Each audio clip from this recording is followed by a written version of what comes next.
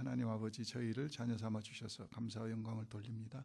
전견선 교사님 가정에서 감사하셨고요. 조정순 권사님 하나님의 축복 가운데 같이 하신 주님을 찬양합니다. 또 박지영 집사님, 3달 전혀 새롭게 태어나는 한 달이 되게 하소서. 주의 뜻대로 이끄시고 주의 뜻을 이루소서. 감사하셨습니다. 우리 하나님 말씀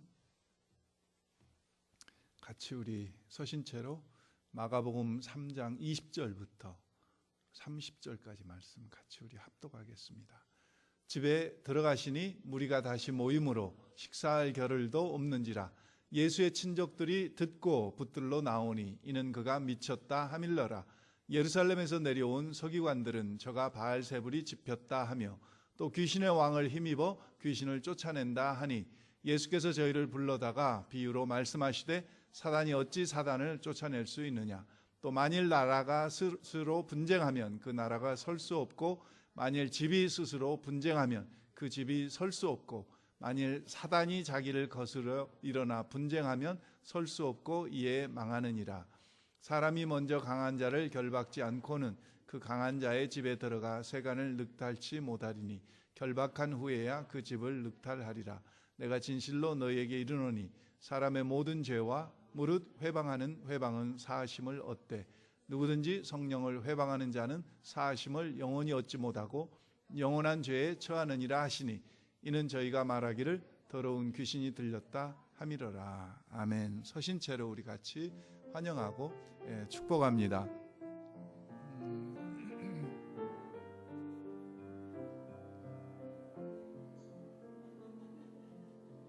형제의 모습 속에 보이는 하나님 형상 아름다워라. 존귀한 주의 자녀 됐으니 사랑하며 섬기리. 자매의 모습 속에 보이는 하나님 형상 아름다워라. 존귀한 주의 자녀 됐으니 사랑하며 섬기리.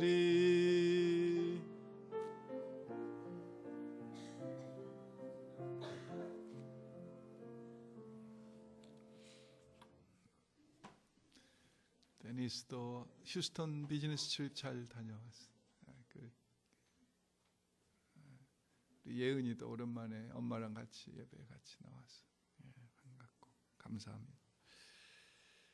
지난주에 제가 말씀드렸던 그 휴스턴 메어 그 애니스 파커 목사님들에게 설교 노트하고 상담 노트 제출하라고 했다가 전국에서 아주 너무 폭격을 맞아가지고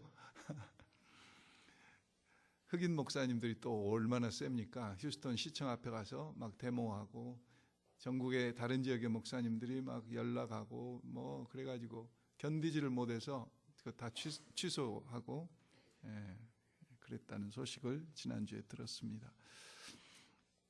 오늘 본문은 설교자로서 굉장히 부담되는 말씀입니다. 왜냐하면은 28절, 29절에 가면은 예수님께서 정말 공생애 동안에 전혀 하시지 않았던 말씀 한 번밖에 하지 않았던 말씀, 사람의 모든 죄와 무릇 회방하는 회방은 사하심을 얻되 누구든지 성령을 회방하는 자는 사하심을 영원히 얻지 못하고 영원한 죄에 처하느니라.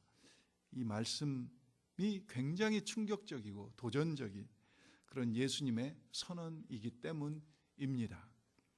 우리는 하나님을 사랑의 하나님으로 그렇게 알고 있고 예수님의 공생애를 통해서도 주님께서 친히 그 사랑의 하나님의 그 모습을 보여주셨어요. 그래서 수많은 용서를 가르치셨고 실제 보여주셨어요. 수제자였던 베드로가 3번씩 예수님을 저주하고 부인했지만 주님께서는 베드로를 또 용서해 주셨고 가늠하다가 현장에 붙들린 여인이 끌려왔을 때에도 주님께서 죄 없는 자가 먼저 돌로 치라고 말씀하시면서 그 여인을 용서해 주셨고 교회를 핍박하고 주님을 핍박했던 바울도 주님 앞에 회개하고 돌아섰을 때 주님께서 그를 용서해 주셨고 또 베드로가 형제가 내게 죄를 범하면은 몇 번까지 용서해 줄까요? 3번, 7번 그랬을 때 우리 주님께서 7번씩 70번 용서해 주라고 말씀하셨고, 또 예수님께서 용서를 가르치시면서 1만 달란트 탕감받은 자가 100데나리온 빚진 자의 동관을 붙들고 끌고 가는 것을 보고 주님께서 그 비유를 말씀하시면서 용서를 말씀하셨던 이 주님께서 오늘 본문에서는 용서가 아니라 영원한 형벌, 영원한 그런 그 형벌을 면치 못한다, 이런 무서운 말씀을 하셨어요. 이 배경은 사실 이 마가복음 3장뿐만 아니라 마태복음 12장, 이 똑같은 사건이 누가복음 11장에 기록되어 있습니다. 그만큼 이 사실이, 이 말씀이 중요하기에 마태, 마가, 누가 공관복음에 다 기록되어 있는 것이라고 믿어집니다. 특별히 마태복음의 전후 모든 내용들이 더 자세히 나와 있어서 마태복음을 조금 마태복음 12장을 참조하면은 예수님께서 우리가 아는 대로 안식일 날 가나안 회당에 들어가서 손 마른 자를 고쳐주셨습니다. 그것을 엿보고 있었어요. 안식일에 병자를 치료하시는가 치료하지 않는가.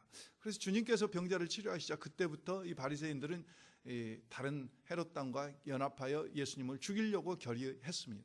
그리고 주님께서는 그것에 상관없이 갈릴리 해변으로 또 나가셔서 그 사역을 하시고, 그 다음에 12제자를 세우시고, 그리고 가버나움 베드로의 처갓집, 가버나움 회당 바로 앞에 있는 베드로의 처갓집에 다시 오신 겁니다. 그게 바로 오늘 우리가 읽은 3장, 마가복음 3장 20절, 집에 들어가시니, 누구의 집이냐면은 가버나움 회당 바로 앞에 있는 베드로의 처갓집. 늘 가버나움에 가시면 그 집을 중심으로 사역을 하셨습니다. 그 집에 들어가셔서 마태복음에 보면은 소경 귀신, 벙어리 귀신 들린, 벙어리와 소경이 동시에 말도 못하고 보지도 못하는 이 귀신 들린 자를 주님께서 치료해 주셨어요. 치료해 주셔서 식사할 겨를도 없이. 근데 그때 예수님의 친속들이 21절에 보니까 멀리 나사렛에서 가버나움까지 50km가 넘습니다. 산을 넘어야 돼요. 그 멀리 와서 우리 형님이, 우리 아들이 미쳤다, 그리고 데리러 온 겁니다. 가족들이 식사할 겨를도 없이 수많은 사람들에게 둘러싸여서 병자들을 치료하고 가르치시는 그 모습 속에 그들은 예수님이 미쳤다는 거죠. 밥도 안 먹고 저런 일을 하냐. 오늘 우리는 성경을 읽으니까 그러지만 여러분 중에서 혹시 믿음의 생활을 처음 여러분의 집안에서 시작한 분들은 이런 이야기가 그렇게 생소하지 않을 겁니다. 내가 우리 집에서 처음 믿기 시작했을 때 집안에서 어떤 반응들이 일어났습니까? 제가 미쳤다, 제정신이 아니다, 어떻게 요즘 같은 세상에 교회를 나가냐, 예수를 믿냐, 이런 이야기를 집에서 아마 들어보신 분들이 계실 겁니다.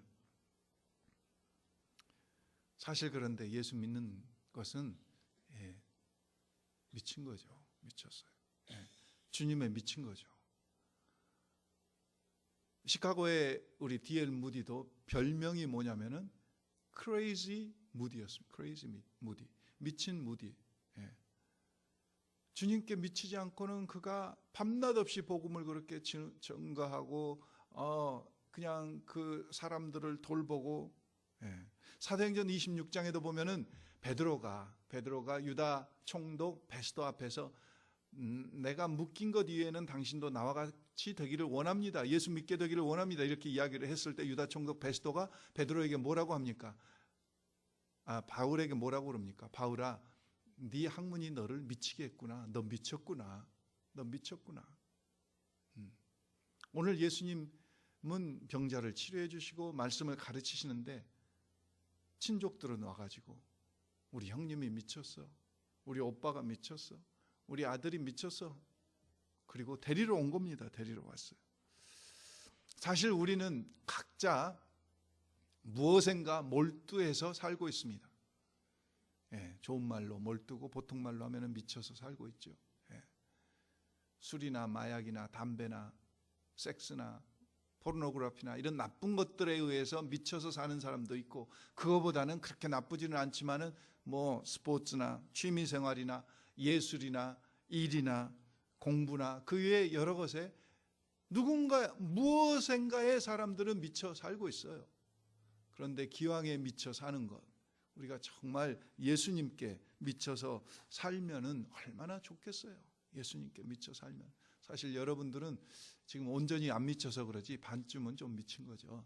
예수님께 미치지 않았으면은 이렇게 좋은 날, 주일날 교회 나와서 지금 이렇게 앉아 있을 이유가 없는데. 근데 22절 보십시오. 22절 보면은 친족들은 미쳤다고 하지 예루살렘에서 내려온 서기관은, 그러니까 예루살렘에서 파송된 서기관입니다. 조사를 위해서 사람을 많이, 군중들을 이끌고 기적을 베푼다는데 예루살렘에서 가서 좀 조사를 해봐라. 서기관이 내려오고 갈릴리 지방에 있는 바리새인들이 거기에 동조해가지고 주님을 같이 조사하고 있는데, 그들은 뭐라고 그럽니까? 22절에 바알세불을 22절에 보니까 바알세불을 집혔다. 바알세불은 뭡니까? 바알은 알겠는데 세불이라는 뜻은 집의 주인이다. 그런데 바알이라고 하는 그런 그 우상, 가짜 신, 귀신의 통치자다, 그런 뜻이에요. 바알을 주인 삼아서 그 다음에 귀신의 왕을 힘입어 귀신을 쫓아낸다. 아까도 말씀드렸지만 마태복음 12장에 소경 귀신, 벙어리 귀신 들린 자를 쫓아주셨거든요. 그랬더니 그렇게 이야기한 거예요. 다른 말로 하면은 벙어리 귀신, 소경 귀신을 보다 더 큰 귀신을 불러다가 쫓아내고 있다. 그러니 저가 귀신의 왕이 아니냐, 지금 그렇게 이야기하는 거죠. 여러분 잘 모르시겠지만은 한국에서 무당들이 하는 일이 뭡니까? 무당들이 가서 막 푸닥거리하고 막 하면서, 이제 물론 그거 다 가짜지만은 하면서 뭘 합니까? 그래도 그 사람대로 나름대로 뭐가 있다고 그래요. 그 집에 지금 무슨 귀신이 들렸냐, 첫째는 가서 진단을 한답니다. 그래서 귀신을 아이덴티파이 해요. 이 집에 있는 귀신이 뭐냐? 이게 처녀 귀신이냐, 뭐 몽당 귀신이냐, 일찍 죽은 며느리 귀신이 다시 죽었다가 왔냐. 그래서 그 귀신을 아이덴티파이 한 다음에, 그 다음에 그 귀신보다도 더 센 귀신을 불러서 그 귀신을 쫓아내는 게 무당이 하는 짓이래요.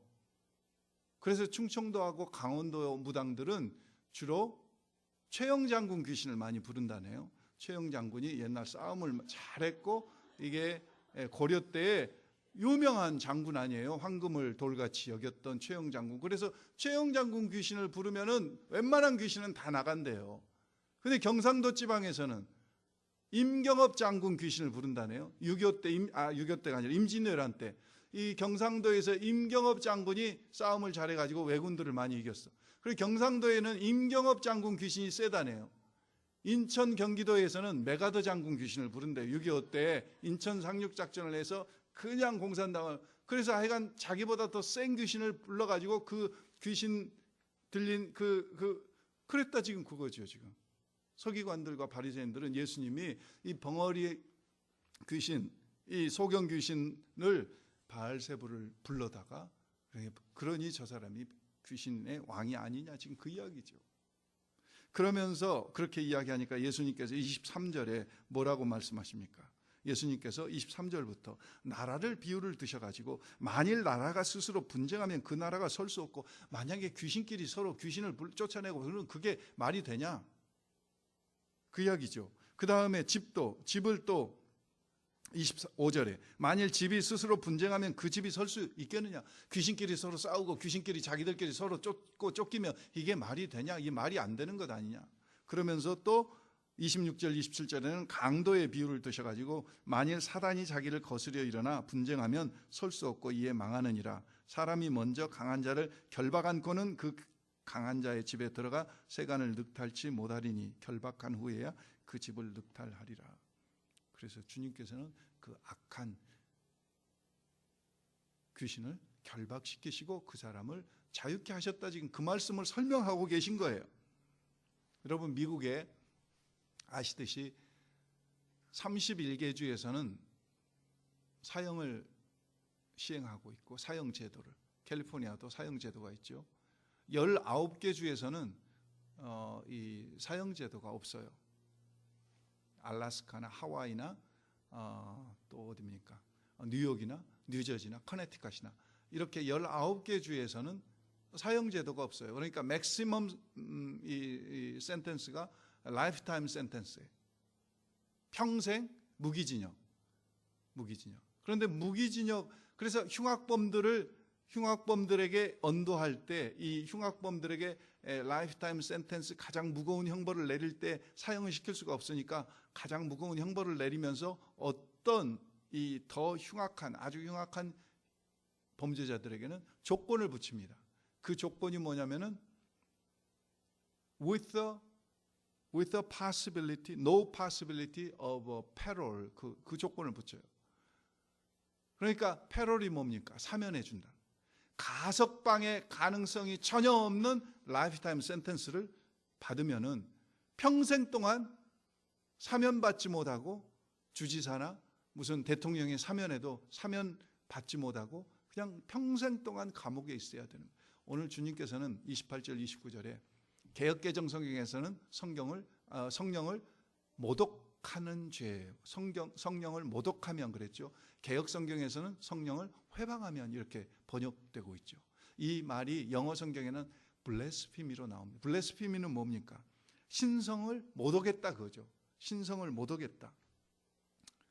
지난 주간에 여러분 참 부끄러운 이야기지만은 우리가 이 지역에 살면서 애플의 CEO 팀 쿡이라는 사람이 커밍 아웃을 했어요. 자기가 동성연애자인 것을 발표하면서 그것만 해도 조금 사실 부끄러운 일인데 거기다 한마디를 더해서 하나님이 주신 선물이다. 진짜 그것은 블레스피미입니다. 하나님을 모독한 겁니다. 하나님을 모독한 것. 어제 우리 새벽기도 끝나고 아침을 먹으면서 그런 이야기를 했지 않습니까? 하나님을 모독한, 이게 성령 회방죄가 성령을 모독하는 겁니다. 성령을 모독하는 죄는 용서받을 수 없다 그거죠. 불교에도 보니까요, 불교에도 가장 큰 죄목이 있더라고요. 그 가장 큰 죄목이 뭐냐면은 천불이 출세해도 구제받지 못할 자. 이게 가장 큰 욕이래요. 욕. 천불이 출세해도, 부처가 1000번 세상에 나와도 구제받지 못할 자. 성령 회방한 자는 사하심을 영원히 얻지 못하고 하는 이 말씀과 같이 불교에서도 천불이 출세해도 구제받지 못할 자. 어떤 자냐 그러니까 5가지 오역죄가 있는데, 첫 번째는 어미를 죽인 자, 두 번째는 아비를 죽인 자, 세 번째는 아라한을 죽인 자, 네 번째는 부처의 몸에 피를 흘리게 한 자, 다섯 번째는 불가, 그러니까 우리 기독교로 말하면 교회를 깨트리는 자. 이런 자들은 이 5가지 중에서 한 가지 죄만 범해도 천불이 출세해도 구제하지 못할 자라고 그렇게 욕을 한다 그거죠. 그런 자로 용서받을 수 없는 죄인이다, 그런 말이 이 불교에도 있는데, 이 주님께서는 오늘 28절 29절에 성령을 모독하는 자, 성령을 회방하는 자, 사하심을 영원히 얻지 못한다. 자, 우리가 여기서 좀 생각해 보십시다. 성령님의 주된 사역은 어떤 사역입니까? 성령님의 주된 사역, 성령님이 하시는 일은 주된 하시는 일이 어떤 일입니까? 요한복음 특별히 14장, 15장, 16장 석 장에 걸쳐서 예수님께서 직접 성령을 언급하시면서 하신 말씀들이 종합해 보면 몇 가지 나옵니다. 성령이 임하시면은 예수님께서 가르치신 것을 어떻게 하신다고 그랬어요? 깨닫게 하시고 생각나게 하신다. 그리고 보혜사 성령이라는 말을 주셨습니다. 보혜사 성령, 카운슬러, 컴포터. 그 보혜사 성령으로 말미암아 우리에게 무엇이 임한다? 평강이 임한다.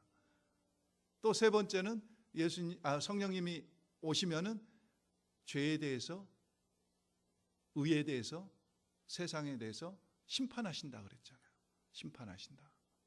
또 그러시면서 요한복음 15장 26절 말씀에 보면은 그 하시는 사역 중에서 가장 중요한 사역이 뭡니까? 물론 성령을 통해서 우리가 은사도 있고 능력도 있고 열매도 있고 있지만은 요한복음 15장 26절에 성령이 임하시면은 예수님께서 말씀하셨어요. 성령이 임하시면은 그가 나에 대해서 무엇 하신다고 그랬습니까? 증거하신다고. 성령님의 가장 중요한 사역은 성령님이 누구를 증거해요? 예수를 증거하는. 예수를 증거하는. 그게 아주 성령님의 대표적인 사역입니다. 그래서 예수님께서도 부활하셔서 승천하시기 전에 제자들에게 나타나셔서 예루살렘을 떠나지 말고 약속한 것을 기다리라. 그래 너희가 성령을 받아야지 나아가서 증인된 사명을 감당할 수 있다. 그건 너희가 하는 것이 아니라 성령 자신이, 우리 속에 들어오신 성령 자신이 예수님을 증거할 수밖에 없게, 그렇게 말씀하셨듯이 이 성령님의 가장 큰 사역은 예수님을 증거하는 겁니다. 그런데 이 성령님을 회방하는 것은, 성령님을 모독하는 것은 지금 성령님을 대적하는 거예요. 그 성령님이 증거하는 예수를 부인하는 거예요. 오늘 지금 바리새인과 서기관들은 무엇 때문에 지금 예수님을 이렇게 귀신 들렸다, 미쳤다, 귀신의 힘을 빌려서 귀신을 쫓아낸다, 이런 모함을 하고 있습니까? 그들이 주님을 시기로, 시기함으로, 질투함으로 자기의 기득권을 포기하지 않으려고 예수님을 그와 같이 메시아로 인정하지 않아야 되니까. 이 죄를 예수님은 그들을 따로 부르셨어요. 따로 부르셨어. 회중들에게서 23절에 보면 예수께서 저희를 불러다가 따로 서기관들과 바리새인들을 따로 부르셨어요. 그래서 이렇게 23절 이하를 쭉 설명을 해 주신 겁니다. 요한일서 5장에 보면은, 요한일서 5장 16절 17절에 보면은 사망에 이르는 죄가 있고 사망에 이르지 않는 죄가 있다고 그랬습니다. 오늘 말씀하신 성령 회방죄, 성령 모독죄입니다. 사망에 이르는 죄를 범한 자를 위해서는 기도하지 말라고 그랬어요. 요한일서 5장 16절에도 보면. 그런데요, 마태복음 12장에 보면은 놀랍게도 무리들은, 바리새인과 서기관들은 예수님이 귀신 들렸다고 하는데 무리들은 뭐라고 그럽니까? 벙어리 되고 소경된 귀신을 쫓아내신 그 모습을 목격하고 나서 무리들은 저가 다윗의 자손이 아니냐. 무리들은 예수님을 메시아로 인정합니다. 다윗의 자손으로 인정해요. 그런데 서기관과 바리새인들은 그것을 부인해요. 성령님을 회방해요. 성령님을 대적해요. 다른 말로 하면은 이 영적 무지와 교만이 성령 회방의 시발점입니다. 성령님을 우리에게 주시고 깨닫게 해주시고 그 증거를 보여주심에도 불구하고 주시는데도 내가 거부함으로 성령님의 증거를 회방하고 있는 거죠. 오늘 우리의 영안이 열려야, 성령님을 선물로 받아야지 우리는 예수님을 깨달을 수 있는데, 주님이 주시겠다는데, 그 눈앞에 와서 성령님이 역사하시는데도 끝까지 거부하는 거예요. 이게 성령님을 회방하는, 대항하는 회방죄예요. 이 성령 회방죄는 저와 여러분에게는 없는 죄입니다. 마귀가 범하는 죄, 믿지 않는 자들이 범하는 죄가 성령 회방죄예요.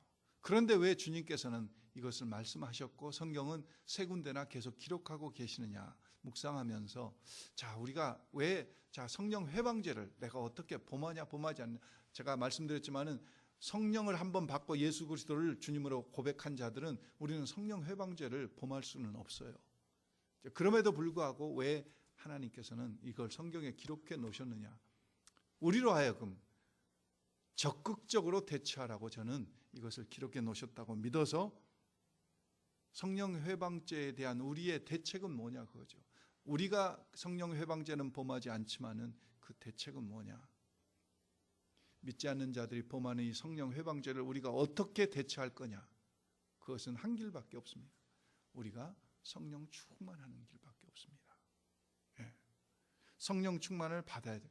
회개하고 돌이킴으로, 내 자신의 잘못을 인정함으로, 예수 없이 사는 삶을, 잘못된 삶을 시인함으로 우리는 성령 충만을 받아야 돼요. 성령 충만 아니고서는 우리는 여러분 신앙생활의 시작과 끝은 성령 충만입니다. 시작도 성령으로 시작되고 끝도 성령이에요. 성령이 없이는 우리는 신앙생활은 절대 불가능합니다. 우리가 성령 충만하면은 우리는 성령의 인도하심을 받게 됩니다. 신앙의 시작이 성령의 임하심이에요. 고린도전서 12장 3절에 뭐라고 그랬습니까? 성령이 아니고서는 예수를 주라고 할 수 없다고 그랬어요. 그러니까 예수님을 내가 주님으로 구세주로 고백하는 것도 성령님이 내 안에 오셔서 시작하시면서 일을 시작하시면서 그분의 인도함에 따라서 내 자신을 맡기면서 우리는 그분의 인도하심을 따라가면서 고백하는 거죠. 그러니까 이 세상에는 두 종류의 사람밖에 없어요. 성령님의 인도함을 받는 자, 성령님의 인도함을 받지 않는 자. 인도함을 받으면은 어떻습니까? 맡기게 되죠. 맡기게 돼요. 인도함을 받지 않으면은 내가 모든 것을 못 맡겨요. 그러니까 내가 모든 것을 다 해야 돼요. 제가 언젠가도 말씀드렸지만은 아이들이 하이스쿨 다닐 때 유럽 여행을 한 2주 간 적이 있습니다. 근데 얼마나 용감했는지 호텔이고 뭐고 아무 예약도 없이 유레일 패스만 끊어가지고 그냥 가는 거예요. 그것도 그냥 보통 가는 게 아니라 솥단지, 밑반찬, 가방을 13개 들고 줄렁줄렁 완전히 이건 무슨 캠핑족 같이 막 해가지고 가는 거예요. 그래서 어느 도시에 가면은 기차역 앞에 다 세 여자는 기다리라고 그러고 저 혼자 가서 이제 다 낙락하는 거죠. 그래서 4명을 같이 자게 해주는 호텔을 찾는 거죠. 네. 그러니 얼마나 피곤해요. 어느 도시에 가도 정해진 데가 없으니까 숙소가 얼마나 용감한지요. 바티칸 시티의 그 시스틴 성당에 가서 그 멋있는 그림을 보는데 보니까 옆에서 한국에서 온 사람들이 막 가이드가 설명해 주니까 막 보는데 우리는 거기 가이드 귀 좀 같이 들으려고. 근데 조금 있으니까 가버리더라고요. 그러니까 아무리 좋은 것을 봐도 설명이 없이 보니까 이게 지금 뭐가 어떻게 되는 건지 전혀. 물론 여행은 여러분 내 어떤 경험과 재미를 위해서 스스로 할 수 있어요. 그런데 우리의 인생은 한 번 가면 다시 오는 인생이 아니잖아요. 우리의 인생은 정말 여행은 그래도 괜찮을지 모르지만 인생은 성령님의 인도하심 아니고 내가 내 스스로 살려고 한다고 할 때 우리는 정말 성령님의 의도와는 전혀 상관없는 그런 인생을 살아가게 되는 거예요. 그래서 성령 충만하면 성령님의 인도하심을 받게 돼요. 두 번째는 성령 우리에 충만하면 안과 박이 같게 돼요. 지금 오늘 바리새인과 서기관들 가장 문제가 뭡니까? 가장 문제가 뭐예요? 예수님께서 이들을 꾸짖으실 때 대표적으로 하신 말씀이 무슨 말씀하셨습니까? 회칠한 무덤.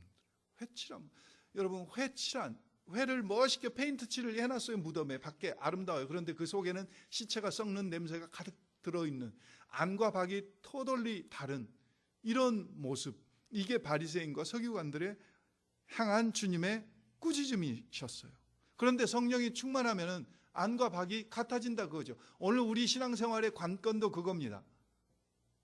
어떻게 신앙생활을 해가면서 안과 박이 다른 이 나의 다름이 하나 돼 갈 건가. 성령 충만함을 받으면은 아니 그거고 밖이 그거고 밖이 그거고 아니 그거고 똑같아진다 그거죠. 여러분 성경 구약 성경에 보면은 사울 왕은 정말 준수했다고 그랬습니다. 다른 사람보다 어깨 위에 머리가 하나 더 있을 정도로 정말 키도 크고 멋있게 생겼다고 그랬어요. 겉은 그렇게 멀쩡한데 사울 왕 속에는 악령이 역사하면서 사울 왕 속에는 그 사위 삼은 다윗을 죽이려고 하는 살해 무서운 살의로 가득 차 있어요. 안과 박이 다른 거예요. 안과 박이 달라요. 사울 왕만 그랬습니까? 다윗이 낳은 압살롬에 대해서 성경의 기록에 보면은 정수리부터 발끝까지 흠이 없었다고 그랬어요. 얼마나 멋있게 생겼는지. 그런데 그 압살롬의 속에는 자기 여동생 다말을 범한 암논을 향한, 이복 형제 암논을 향한 살의를 드러내지 않고 품고 있었잖아요. 안과 박이 다른 거예요. 그런데 성령 충만하면은 이렇게 안과 박이 같아진다고 하죠. 같아지 하나 된다. 세 번째는 우리가 성령 충만하면은 갈라디아서 5장에 나온 사랑과 희락과 화평과 오래 참음과 자비와 양성과 충성과 온유와 절제, 이런 성령의 열매가 자연스럽게. 지금 바리새인과 서기관들 예수님을 향해서 뭐라고 그랬다고요? 귀신 들렸다. 귀신의 힘을 빌. 지금 이것은 무슨, 아니 백성들도 바리새인과 서기관 같이 배우지 못한 일반 백성들도 보고 저가 다윗의 자손이 아니냐, 메시아가 아니냐 이렇게 고백하고 인정하고 있는데, 그렇게 배웠다고 하고 하나님 앞에 신앙이 좋다고 하는 바리새인과 서기관들은 지금 예수님을 향해서 뭐라고요? 귀신 들렸다. 이건 뭐 하는 겁니까? 이것은 억지를 부리는 겁니다. 생떼를 쓰는 겁니다. 생떼를 쓰는 거예요. 생쇼를 어떻게 보면 하는 겁니다.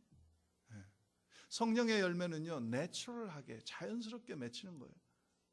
무엇을 막 힘들게 억지로 해가지고, 사실 우리가 지금 성경 공부 시간에 사랑을 이야기하고 희락을 지금 이야기하고 있지만은, 내가 일부러 억지로 기쁘려고 노력한다고 해서 기뻐지는 게 아니라 그거죠. 성령의 열매를 맺으면, 성령의 충만함을 입으면은 그게 내가 기뻐하려고 하지 않아도 성령의 충만함 때문에 기쁨이 자연스럽게 나온다 이거죠. 옛날 어느 왕이 자기 백성들에게 봄이 되어서 씨앗들을 나눠주면서 부탁을 했습니다. 가을이 되면 각자의 나눠준 씨앗을 가지고 얼마나 아름다운 꽃들을 피웠는지 내가 가을에 이 마을에 다시 시차를 올 텐데 그때 다 꽃들을 가지고 나왔으면 좋겠다. 그리고 씨앗들을 다 봄이 되어서 나눠줬어요. 그리고 이제 여름이 지나고 가을이 왔습니다. 드디어 왕이 그 마을에 이제 행차하신다는 소문이 들렸어요. 각 집에서는 막 그동안에 다듬어왔던 꽃들을 치장하고 가꾸고, 그래서 왕께 어떻게든지 더 잘 보이려고, 그래서 드디어 왕이 그 마을에 들어섰습니다. 많은 사람들이 형형색색의 다양한 꽃들과 화분들, 그 향기들을 가득 담은 꽃들을 가지고 와서 왕을 맞이합니다. 그런데 놀랍게도 그 왕의 얼굴은 그 꽃들을 보면서 더욱더 침울해가는 거예요. 아니, 꽃을 보고 웃고 그들의 수고를 격려해야 될 왕이 점점 얼굴이 어두워져 가는 거예요.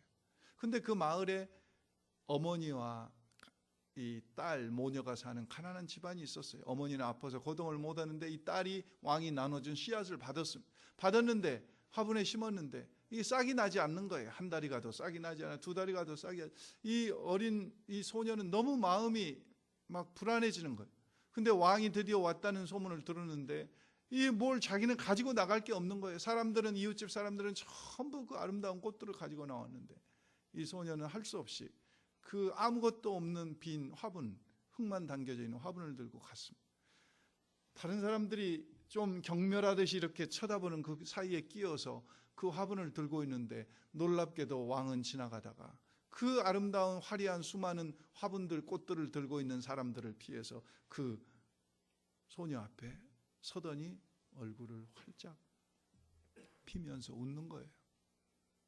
그리고 사람들을 향해서 이야기합니다. 내가 나눠주는 씨, 봄에 나눠줬던 씨는 죽은 씨였다고 그러죠. 살아있는 씨가 아니었다고 그러죠. 근데 다른 사람들은 그것을 받고, 왕이 나눠줬으니까, 가을에 꽃을 피우라고 그랬으니까 다른 씨를 갖다가 왕이 나눠준 것 같이 해가지고 심어서 그냥 여러 가지 꽃들을 피운 거죠. 근데 이 소녀 혼자만큼은 그거 그대로 가지고 나온 거죠. 여러분, 왕은 죽은 씨를 나눠줬지만 살아계신 생명의 하나님은 오늘 우리에게 생명의 씨앗들을 우리에게 주셨지 않아요? 그 살아있는 생명의 영을 우리에게 주셨잖아요. 그 생명의 영이 우리 속에 있다면은, 우리 속에 충만하게 역사한다면은, 내가 굳이 무슨 인내하려고 하지 않아도, 내가 굳이 무슨 사랑하려고 하지 않아도, 내가 굳이 기뻐하려고 하지 않아도 그게 내추럴하게 맺혀진다 그거죠. 그래서 우리는 성령 충만할 수밖에 없다 그거죠. 인도하십니다. 안과 박이 같아집니다. 열매를 맺습니다. 그리고 성령 충만하면은 어떻게 돼요? 예수님을 증거할 수밖에 없어요. 증거할 수밖에 없어요. 아니 내 안에 예수의 영이 있는데 예수를 전하지 않고 뭘 전하겠어요? 그런데 많은 사람들은 어떻습니까? 나의 문제 때문에 예수가 안 보이는 거죠. 예수를 인식하지 못하는 거죠. 예수를 드러낼 엄두를 내지 못하는 거죠. 사탄이 나에게 보여지게 한 그 문제들에 내가 압도돼 버려가지고 내가 눌려가지고 자녀된 권세를 사용하지도 못하고 예수를 드러낼 생각도 하지 못하는 거예요. 여러분 성경에 보면은 성령을 근심하게 하지 말라, 성령을 소멸하지 말라. 성령을 근심하게 하고 성령을 소멸하게 하는 것은 예수 믿는 자들이 하는 거고, 성령을 회방하는 것은 예수 안 믿는 자들이 하는 거예요.